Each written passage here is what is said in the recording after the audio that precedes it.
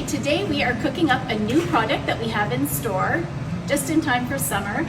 We have these wild salmon burger patties, and these are made from local wild salmon and they're made fresh daily in our stores.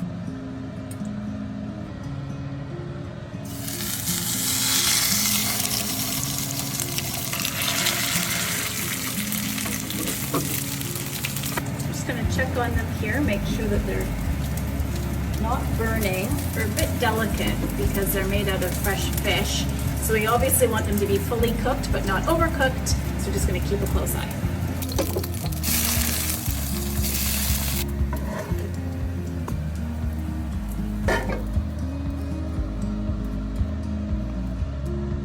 So you can top this with your favorite fresh items. We are going to add some of our Meridian Mayo, and we're just going to add a little bit of dill, dried dill, to our mayo. So a little sprinkling of that. We're going to add some capers just onto our mayo here.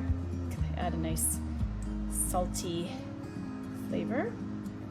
Okay, and then we're just going to top with a couple of our favorite fresh items here.